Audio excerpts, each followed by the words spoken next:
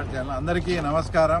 తర్వాత ఈరోజు ఏదైతే అమరావతి బిల్లు ఉందో ఆ బిల్లు నిన్న లోక్సభలో కానీ ఈరోజు రాజ్యసభలో కానీ ఆ బిల్లులు ప్రవేశపెట్టడం, మొత్తం భారతదేశంలో ఉండే అన్ని పార్టీలు ఒక్క వైఎస్ఆర్సీపీ తప్ప అన్ని పార్టీలు కూడా దీన్ని ఆమోదించడం నిజంగా మన ఆంధ్రప్రదేశ్ తీసుకున్న అదృష్టం.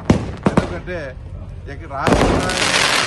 పదం రాజ్యాంగంలో లేదని మనకు సంబంధించిన పార్టీ నాయకులు చెప్తూ ఆంధ్రప్రదేశ్ రాజధాని చేయాలని మూడు ముక్కలు నాటారు.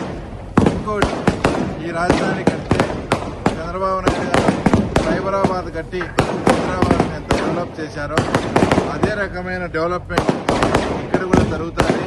అప్పుడు చంద్రబాబు నాయుడు గారికి చాలా మంచి పేరు వస్తుంది, చరిత్రలో కూడా నిలిచిపోతాడనే ఒక దురుద్దేశంతో ఎటువంటి పరిస్థితుల్లో ఈ అమరావతి రాజధాని కాకుండా చేయాలని ఈ జగన్మోహన్ రెడ్డి విశ్వ ప్రయత్నం అంతా ఈరోజు విఫలమై మనం ఏదైతే కోరుకుంటామో ఒక మంచి రాజధాని అంటే భవిష్యత్తులో ఎలా ఉండాలనేది కూడా ఈరోజు ఏదైతే బాంబే, చెన్నై, ఢిల్లీ నగరాలకు ఏ రకంగా రెవెన్యూ వచ్చి ఆ రెవెన్యూ మీద ఆ రాష్ట్రాలు ఆధారపడి ఉండే రకంగా అమరావతి మీద కూడా రెవెన్యూ జనరేట్ అయ్యి ఒక అద్భుతమైన మహానగరంగా అది తీర్చిదిద్దుకోవాలనే ఆకాంక్ష ఖచ్చితంగా చంద్రబాబు నాయుడు మీద చేస్తారనే నమ్మకం మన ఆంధ్ర రాష్ట్ర ప్రజలందరికీ ఉంది.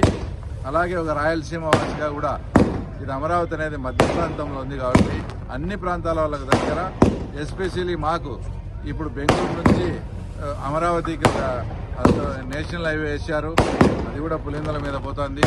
తర్వాత అనంతపురం నుంచి అమరావతికి కూడా ఒకటి ప్రమాణమైన రోడ్డు సౌకర్యం కూడా కనెక్టివిటీ కూడా పెంచారు కాబట్టి భవిష్యత్తులో అమరావతి అనేది మన ఆంధ్రప్రదేశ్కు ఒక గర్వకారణంగా, తర్వాత ఒక రెవెన్యూ జనరేట్ అయ్యే మంచి క్యాపిటల్గా రూపుదిద్దుకోబోతోంది.